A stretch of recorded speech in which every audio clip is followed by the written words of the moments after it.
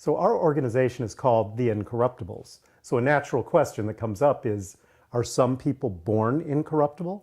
An excellent question, and I like that people start thinking these questions because of our name. We also, of course, have a motto. We can say it together. Incorruptible politicians aren't born, they're made. So we really like to talk about these kinds of issues that, nobody is born incorruptible. Right. I had a conversation real early on when we first started the organization with someone who was a diehard Bernie volunteer, and I was saying that we want to help people create thousands of Bernie Sanders, thousands of incorruptible, unwavering politicians, and her response was, well, he was just born that way. And I really thought that was an incredibly depressing idea.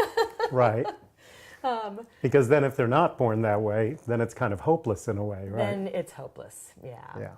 But what we do is we try to look at all of the people who have not ended up corrupt, people who really have stayed in politics for decades and have maintained their values, and try and see sort of what they do, and then help other people do those same things to help them remain incorruptible.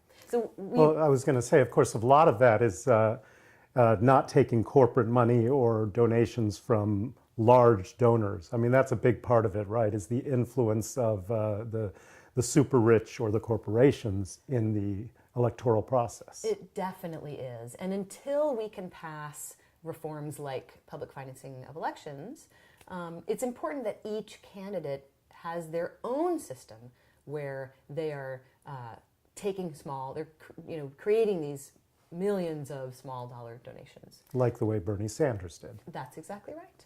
Yeah. And so one of our workshops is on raising small dollar donations, and the way we approach it is to not just say to people, don't take that money, but to tell people exactly how to get thousands or tens of thousands or hundreds of thousands of small dollar donations. Right.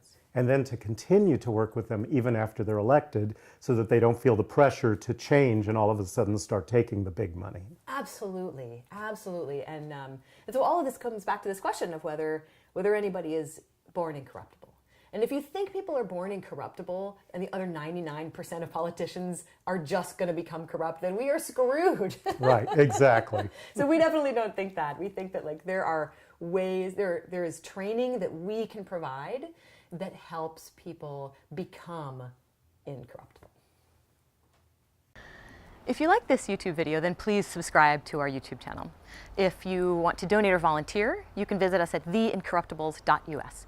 And if you want to learn dozens of tactics and strategies you can use to take over your city council, then visit academy.theincorruptibles.us, and all those links are below.